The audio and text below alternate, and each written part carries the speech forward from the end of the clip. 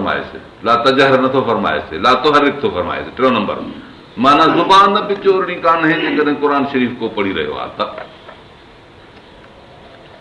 मतिलब त मोहम्मद करीम सल्लल्लाहु अलैहि वसल्लम जन ईअं पिया कनि, जिब्राइल पियो पढ़े त पाण पिया ज़ुबान हलाइनि, अलाह थो फरमाए त ए नबी तूं ईअं न कर। इहो थियो क़ुर शरीफ़ जे आयत जो मतिलबु। हाणे जॾहिं मज़मून जिब्राइल पढ़े क़ुर जो त जिब्राइल जो दर्जो हुज़ूर अनवर सल्लल्लाहु अलैहि वसल्लम खां घटि आहे, मफ़ज़ूल थियो उहो, नबी फाज़िल थियो असांजो, हुज़ूर अनवर सल्लल्लाहु फाज़िल आहिनि। जेकॾहिं मफ़ज़ूल क़ुर पढ़े त फाज़िल ते बंदिश आहे। दर्जे में घटि माण्हू, दर्जे में घटि शख़्सियत क़ुर पढ़े त दर्जे में वधि शख़्सियत वारे खे बि ॿुधणो आहे, ज़ुबान में नाहे चोरणी।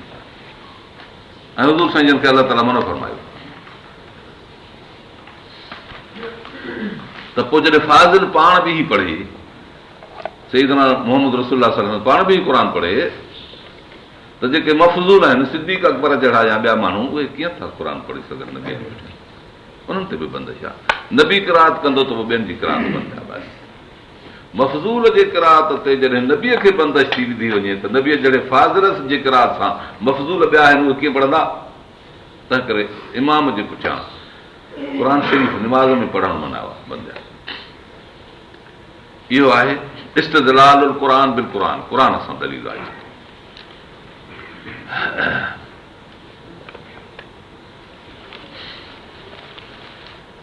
मतिलब त नबी पाक सल्लल्लाहु अलैहि वसल्लम जे क़िराअत सां ॿियनि खे सब्र सां बीहणो आहे, ज़ुबान बि नाहे चोरणी, कन ओॾे करिणो आहे। जेकॾहिं आवाज़ु अचे थो, आवाज़ु नथो अचे त बि चुप करणु लाज़िम थी पई।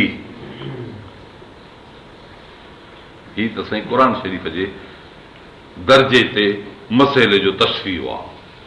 मगर अहादीस शरीफ़ में जो भला अचे थो सुवाल, हदीस पाक में हिकिड़ियूं हदीसूं साफ़ अचनि थियूं त इमाम जे पुठियां पढ़िजे, उन्हनि खे कजे।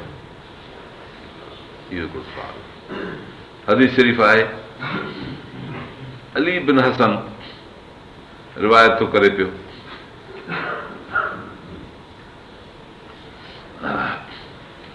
उबैदुल्लाह बिन मूसा, वो हसन बिन सालिह खां, वो जाबिर रज़ी अल्लाह ताला अन्हु खां रिवायत थो करे पियो त क़ाल रसूलुल्लाह सल्लल्लाहु अलैहि वसल्लम मन कान लहू इमामुन फ़क़िरातुल इमाम क़िरातुल लहू। उन्हनि शख़्सनि जे जवाब में इहा हदीस आहे जेके चवनि था त हदीसुनि में जो अचे थो त इमाम जे पुठियां पढ़िजे। तंहिंजे लाइ असां हदीस पेश था कयूं त हज़रत जाबिर जी रिवायत आहे। हज़रत जाबिर साईं फरमाए थो त नबी अकरम सल्लल्लाहु अलैहि वसल्लम ने हुकुम कयो, मन कान लहू इमामुन, जंहिंखे इमाम आहे, क़िरातुल इमाम, इमाम जी क़िराअत, लहू क़िराअत, उन्हनि जी क़िराअत। इब्न माजाह में रिवायत आहे।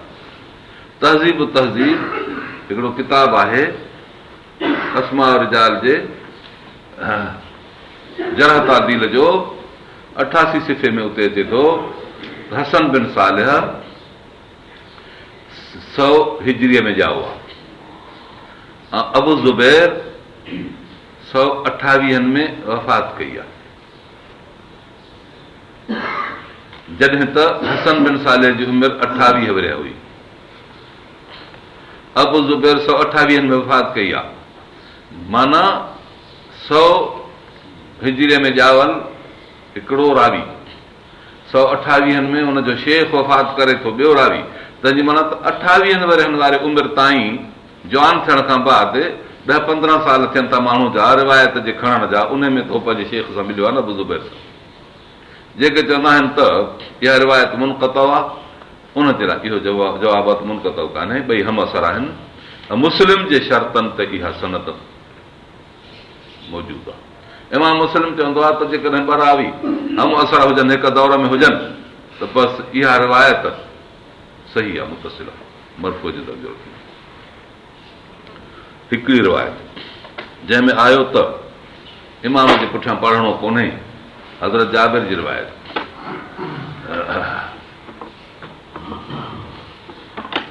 ऐं ॿी रिवायत आहे इमाम मुहम्मद थो रिवायत करे, हज़रत इमाम अबू हनीफ़ा जो शागिर्द। काल मोहम्मद अख़बरना अबू हनीफ़ा, काल हदसना अबुल हसन, मूसा बिन अबी आयशा अन अब्दुल्लाह बिन शदाद बिन हाद अन जाबिर बिन अब्दुल्लाह अन नबी सल्लल्लाहु अलैहि वसल्लम अन्नहु क़ाल मन सल्ला खल्फल इमाम, जेको इमाम जे पुठियां नमाज़ पढ़े फ़इन्न क़िराअतल इमाम लहू क़िराअतुन, पोइ इमाम जी क़िराअतुनि जी क़िराअत आहे। मुअत्ता इमाम मोहम्मद 94 सिफ़े में इहो लिखियो पियो आहे। मूसा बिन नबी आयशा तिरमिज़ी जे उस्तादनि मंझां हिकिड़ो उस्ताद इमाम तिरमिज़ी, ऐं इमाम तिरमिज़ी इन रिवायत खे हसन सही चयो आहे। ऐं लिखे थो त अली बिन मदीनी उन चयो त यहया बिन सईद कत्तान चयो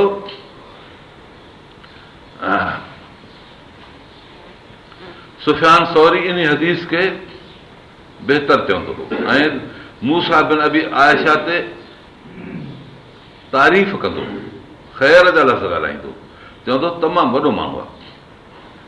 हालांकि यहया बिन सईद कत्तान,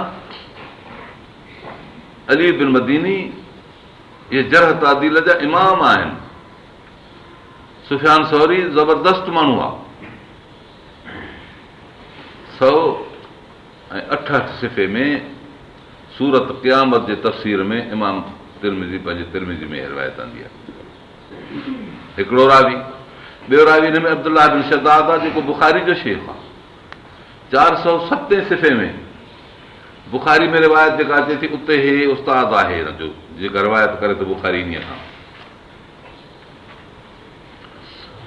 ऐं तहज़ीब में 252 सिफ़े में अब्दुल्लाह बिन शदाद बिन हाद उन जे मुतलिक़ आहे, अजली थो चए ऐं ख़तीब थो चए, जेको इहो आहे चए थो त इहो बि ताबीन मंझां वॾो ताबई आहे ऐं सिको आहे।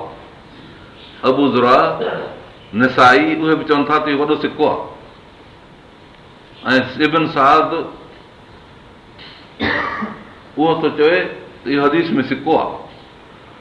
बाक़ी मशहूर इमाम जीअं हज़रत अबू हनीफ़ा, इमाम शाफ़ी आहे, अहमद बिन हंबल आहे, इमाम मालिक आहे, अहिड़े इमामनि जे लाइ उम्मत जो फ़ैसिलो आहे। सुबकी तबक़ात शवाफ़ में लिखे थो जरह न थींदो, इहे जरह खां बालातर आहिनि। बसि हे उम्मत जा इमाम अॻवान ऐं मुसलमान मञियल आहिनि। तंहिं करे हज़रत अबू हनीफ़े ते या कंहिं ॿिए ते अहिड़े क़िस्म जी जरह करणु, इमाम मोहम्मद ते जरह करणु ग़लति आहे। इहा सनद पंहिंजे बि जमीअ जा ई साबित। टीं रिवायत अचे थी यहया बिन अयूब, कुतैब बिन सईद, इब्न हजर अस्कलानी, इहे सभु यहया बिन यहया थो चए असांखे ख़बर कई। ऐं चईं त ॿियनि बि चयो सभिनी हदसना इस्माइल, इहो इब्न जाफ़र आहे, यज़ीद बिन ख़ुसैफ़ा खां थो रिवायत करे, उहो इब्न ख़ुसैद खां, उहो अता बिन यसार खां रिवायत थो करे। उन ख़बर कई ज़ैद बिन साबित खां क़िराअत महिल इमाम जे बारे में पुछियो वियो। ज़ैद बिन साबित सहाबी रसूलुल्लाह सल्लल्लाहु अलैहि वसल्लम जेको कातिब हो वहीअ जो, क़ाल ला क़िराअत महिल इमाम फी शैइन, इमाम जे लाइ, इमाम जे साम्हूं, इमाम जे पुठियां बि क़िराअत करणु कहीं जुज़े नमाज़ में कान्हे। मुस्लिम शरीफ़ तो रिवायत करे पियो जुल्द पहिरें में 215 सिफ़ो। एतिरनि रावियुनि जी रिवायत इमाम मुस्लिम कई आहे, इमाम जे पुठियां कोन पढ़बो। चोथों दलील अली बिन हजर थो चए अख़बरना इस्माइल, उहो इब्न जाफ़र, उहो यज़ीद बिन ख़ुसैफ़ा खां रिवायत करे, उहो रिवायत कयो यज़ीद बिन अब्दुल्लाह बिन खां, उहो रिवायत करे अता बिन यसार खां। उन ख़बर कई त ज़ैद बिन साबित अंसारी खां पुछियो वियो क़िराअत ख़ल्फ़ल इमाम जे बारे में कि ला क़िराअत महिल इमाम फी शैइन, नसाई 97 सिफ़ो। इमाम मालिक थो रिवायत करे कि हदीस के नाफ़िया इब्न उमर खां, नंढड़ी सनद, मुअत्ता इमाम मालिक जी रिवायत। त जॾहिं जो हज़रत इब्न उमर खां पुछियो वियो त हल यक़रउ अहदुन माल इमाम, इमाम सां गॾु पोयों क़िराअत कजे, क़ाल इज़ा सल्ला अहदुकुम माल इमाम फहस्बुहु क़िराअतुल इमाम, इमाम जी क़िराअत हुन जे लाइ गंज आहे, काफ़ी आहे, छो त पोयों पढ़े। इब्न उमर ला यक़रउ माल इमाम कोन पढ़ंदो। मुअत्ता इमाम मोहम्मद जी रिवायत 93 सिफ़े में।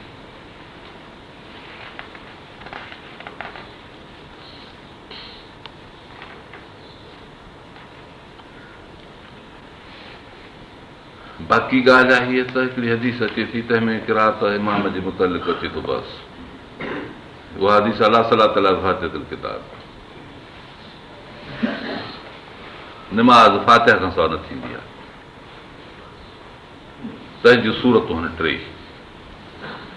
इमाम निमाज़ पढ़े थो, फातिहा खां सवाइ निमाज़ न थींदसि। इहा बि मुतफ़क़ इलाही ॻाल्हि आहे। ठीकु आहे, इमाम ई जे करे फातिहा न पढ़ूं त अंदरि पढ़ूं निमाज़ कीअं थींदी? अकेलो माण्हू निमाज़ पढ़े थो, जुदा पंहिंजी फर्ज़ी या नफ़िली किरात फातिहा जी न कंदो, निमाज़ न थींदसि। इहो बि मुतफ़क़ इलाही आहे। टीं सूरत आहे इमाम निमाज़ पढ़े थो, पोयों जमाती निमाज़ पढ़े, हुनजे पोयों बीठो आहे, फातिहा पढ़े की न पढ़े, इहो बि इन हदीस में दाख़िल आहे त जेकॾहिं इहो न पढ़ंदो